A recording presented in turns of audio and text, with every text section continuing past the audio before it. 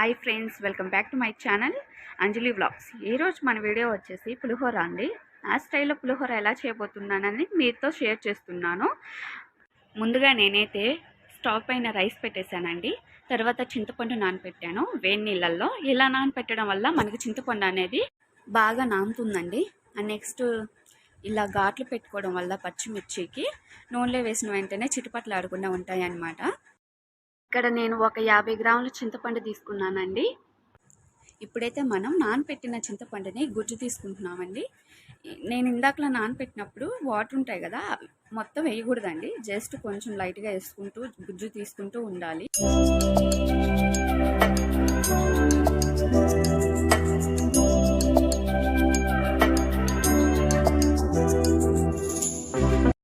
అయిపోయిందండి. ఇలా నేను గుజ్జు తీసేసాను. మేమైతే పులుపు చాలా తక్కువగా తింటామండి. మాకైతే ఇది ఈ క్వాంటిటీలో సరిపోతుంది. అండ్ నెక్స్ట్ మనకి పిప్పి ఇలా మిగిలింది కదండి కొంచెం. ఈ పిప్పిని మనం ఫ్రిడ్జ్లో స్టోర్ చేసుకొని పప్పుచారుకి అలా వాడుకోవచ్చండి.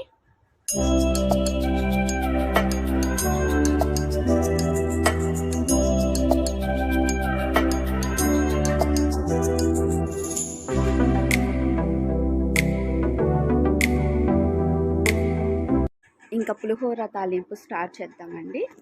ముందుగా స్టవ్ వెలిగించేసి ప్యాన్లో తగినంత ఆయిల్ వేసుకొని నెక్స్ట్ పల్లీలు యాడ్ చేస్తున్నానండి. మేమైతే పల్లీలు కొంచెం ఎక్కువగానే తింటాము, అందుకే నేను అన్ని వేసేసాను. నెక్స్ట్ వచ్చేసరికి నేను ఇక్కడ 3 టేబుల్ స్పూన్స్ తాలింపు గింజలు యాడ్ చేస్తున్నానండి.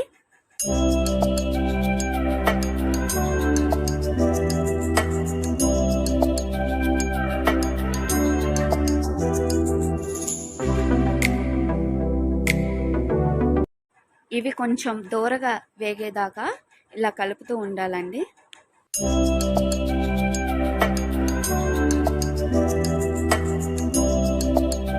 ఇక్కడ నేను 3 ఎండుమిరపకాయలు తీసుకొని ఇలా సగానికి తుంచుకొని ఇలా వేస్తున్నానండి.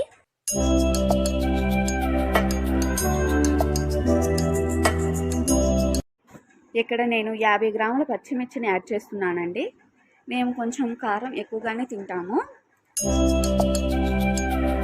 వీటన్నిటిని ఇలా కలబెడుతూ ఉండాలండి.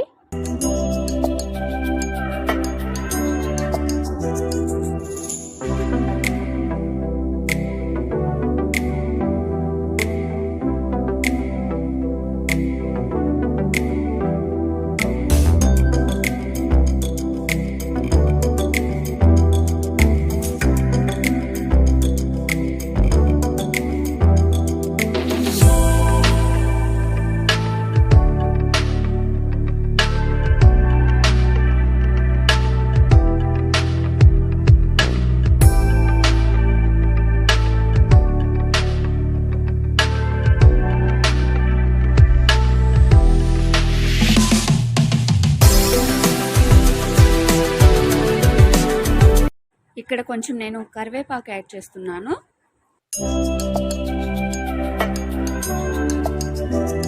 ఒకసారి వీటన్నిటిని ఇలా కలబెడుతూ ఉండాలండి. ఇవన్నీ కొంచెం త్వరగా ఏగేదాకా ఇలా కలబెడుతూ ఉండాలి.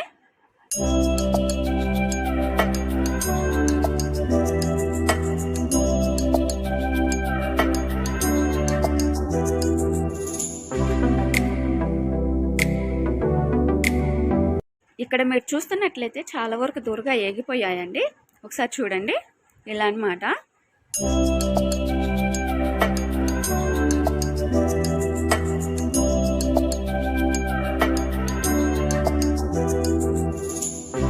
ఇప్పుడు ఇందులో కొంచెం పసుపు యాడ్ చేద్దామండి. ఒక 1/2 స్పూన్ అయితే సరిపోతుంది. ఇప్పుడు వీటన్నిటిని ఒకసారి కలబెడదామండి. ఇలా కలబెడుతూనే ఉండాలి, పసుపు పచ్చివాసన పోయేదాకా.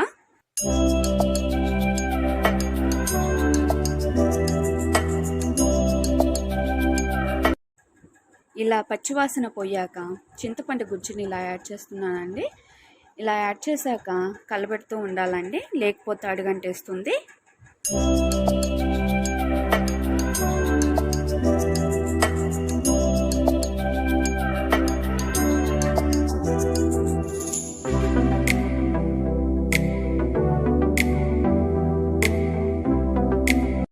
ఇదిగో చూసారా, అడుగంటుతుందండి.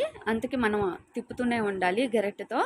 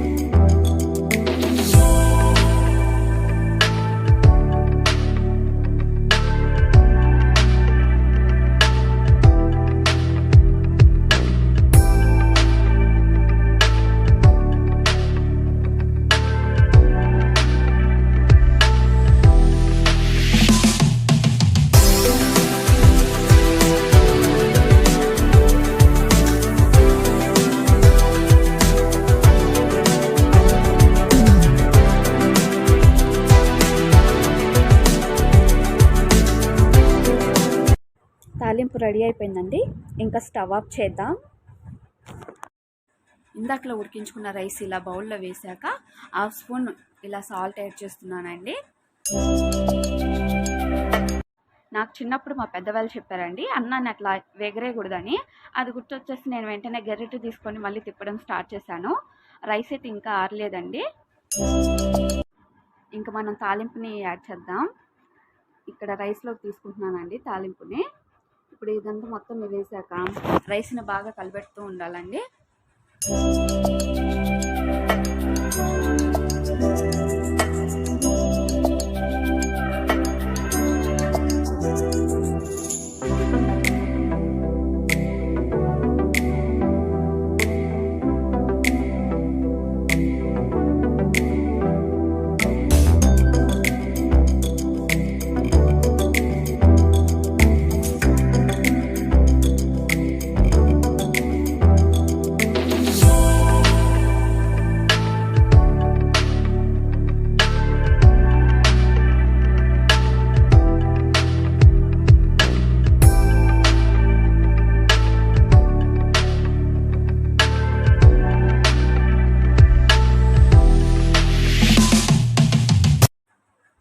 ఇక్కడ మీరు చూస్తున్నట్లయితే నేను కొంచెం కళాయిలోకి రైస్ తీసుకుంటున్నానండి. ఇలా చేయడం వల్ల ఏంటంటే కళాయిలో ఉన్న కొంచెం తాలింపు కూడా ఇలా వచ్చేస్తుందండి, బాగా కలుస్తుంది అన్నమాట.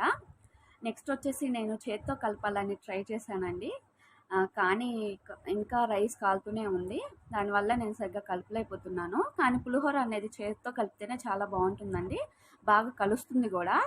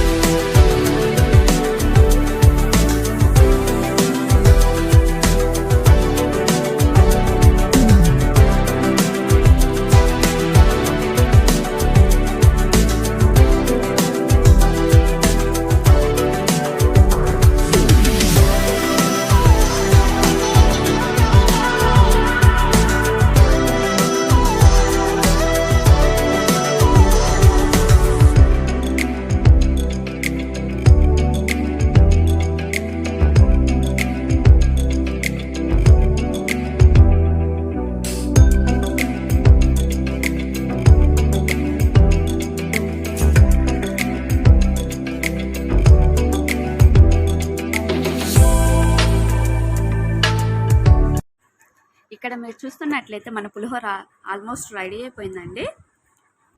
టేస్ట్ అయితే చాలా బాగుందండి. తప్పకుండా మీరు కూడా ట్రై చేసి ఎలా ఉందనేది కామెంట్ సెక్షన్లో తెలియచేయండి.